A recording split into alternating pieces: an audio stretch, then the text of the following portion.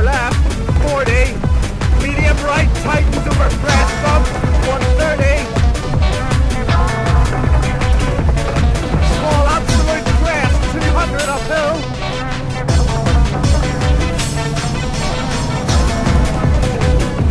Crest bump, 40, K right. 40, caution, K left, don't cut. Or right, don't cut. Well done. The Rathfriland Motor Club once again returned to Kilbroney Park in Rostrevor for the A1 Tyres and Pirelli Motorsport Kilbroney Stages Rally. The past few years have been hotly contested, with some pushing too hard in their quest for glory, coming off the worst in the battle against the elements. This year sees a new look for the event, with a lengthened stage and changes to the regulations, which have seen only two-wheel drive cars allowed to enter up until now.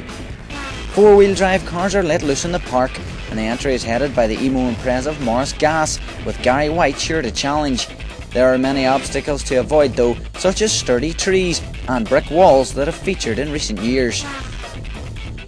For the opening stages of the event, the stage runs clockwise, and with the stage dry, it'll bring the two-wheel drive cars closer. Morris Gas and Karen Patterson would lead the 52-car entry into the 8 stages, as the emo-backed Impreza took off the line. Setting the benchmark on stage 1, the Subaru would be on a flyer, out to set the standard for the rest to follow.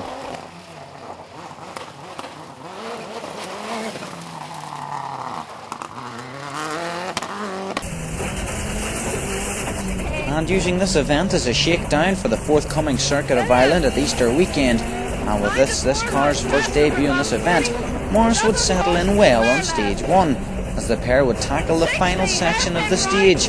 They would make it to the end of the stage and set the benchmark at 2 minutes and 28 seconds.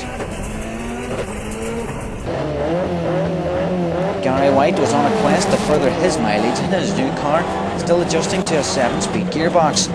With unofficial timing at the side of the stage indicating Gary a second up on Morris in the opening mile of the test, the Shell Helix car would lose any time gained, choosing too high a gear by mistake on this uphill left. Morris's time was looming over the duo as they tackled the final quarter mile. There would be a close gap between the pair whatever the outcome, but the question remained over who would be in front, number 1 or number 2.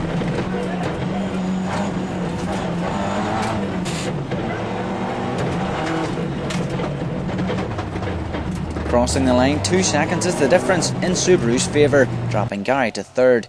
Norman Armstrong would have daughter Lisa directing for this event, and as the Mark II embarked on the opening test, they would place in the top 5, taking 4th fastest. Glenn Allen was reacquainted with the ex-Eugene Donnelly Escort G3 for this event after the outing in Lurgan Park last year. Settling back into the car, Glenn was on a steady pace through stage 1, taking 7th fastest.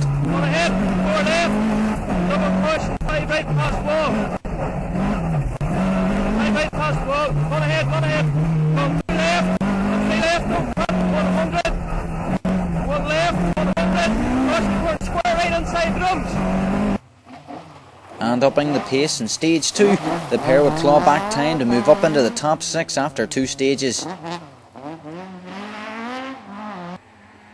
Edging in ahead of the Escort in stage 1, Norman Moore and Caroline Donnelly slotted their Astra into 6th, but mounting pressure from Glenn would lead to them dropping to 14th in stage 2. Brian Armstrong would be 3 seconds off Norman in stage 1, and taking advantage in the following stage, move up into the top 10, placing 9th. Andy Hawthorne and Martin Duffy will concede to Brian in stage 1, but equaling in stage 2 or 3 seconds back in 16th. Roy Orr and John Henderson will make a steady start, but trouble in stage 2 cost them over 20 seconds, and further penalties leave them outside the overall top 20. Aiming to start the day in the right note, Jared McFall and Brendan Boyle will make a steady start, but trouble would hit on stage 2, forcing them to retire. 5 seconds would separate 8 overall places after 2 stages. Barry McKenna and Patrick Gallagher will be at the wrong end of those 5 seconds in 13th. A man on a mission in stage 1 was undoubtedly Lionel McNeice. Second fastest time on the stage, the Mark II would take the rally lead in stage 1 over Gary White. Glenn Wilson would be a second off Glen Allen in stage 1, and again a second adrift in stage 2 would move up to 7th behind the escort. Another crew to move up a place in stage 2, Pat Looney and Albert Kelly, would concede a second to Glenn Wilson, now a second adrift in 8th. Tying with the Chevette in the 106 in stage 1, James Wiley and Raymond Moore would fight to move ahead in stage 2, and with only a second between them, the battle would stay close. Paul Hughes had his sights set on the Orange Mark II in the opening test and would tie, but pushing hard in stage 2 it may have been too hard as they drop out of the top 20. We put Morris and Gary head to head. This is over the first half of the stage, coming through Johnson's Arena onto the gravel. Morris hangs the tail out, while a tidier line by Gary gets up the hill quicker, and reaching the trees, Gary is 3/10 of a second up.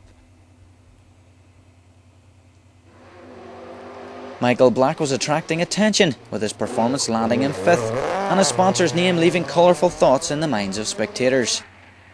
Mark Doyle's 106 was flying. The little 1600 car was 4th after stage 1, by closing the gap on the top 3, and is now joint 3rd overall.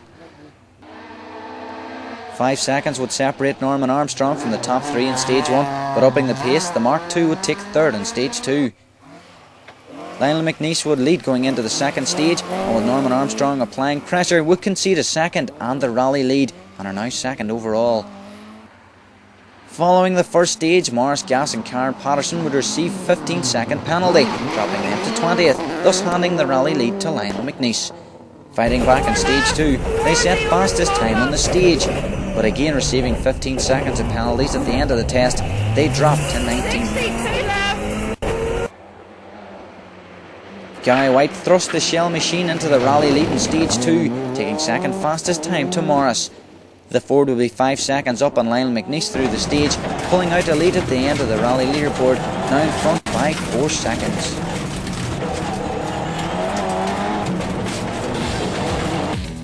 Two stages down, 4 seconds up, Gary White leads over Lionel McNeice. Norman Armstrong is 3rd, with Mark Doyle 4th and Michael Black in 5th.